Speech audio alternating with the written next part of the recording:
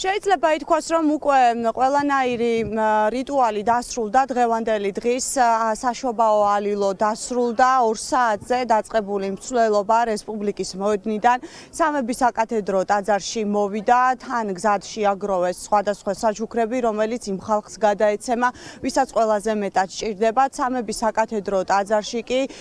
საშობაო პარაკლისი აღევლინა ამ წუთებშიც მრევლი ტაძარში იმყოფება და სწორედ ასე შეხვდა ქართული საზოგადოება შობის ბრწყინვალე დღესასწაულს.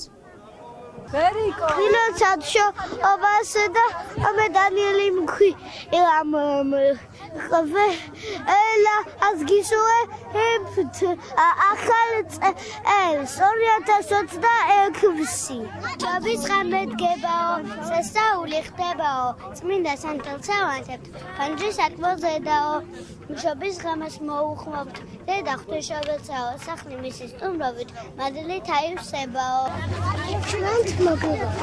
მოგესალმებით მაყურებლებს გილოცავთ არილობას დღესაათი ქრისტეს დაბადება და გილოცავთ ყველას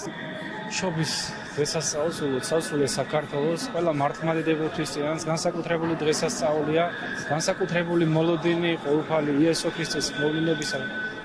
დედამიწაზე შეგროვდა ტკბილეული სხვადასხვა სურსათი რომელიც შემდეგ დღეებში დაურიგდება გაჭირვებულებს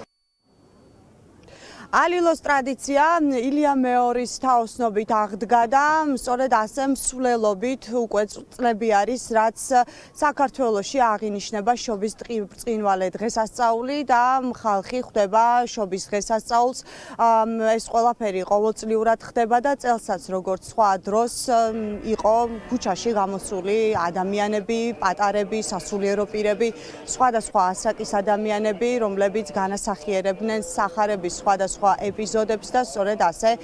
მიაგებეს პატივი საზოგადოების წევრებმა შობის დღესასწაულს.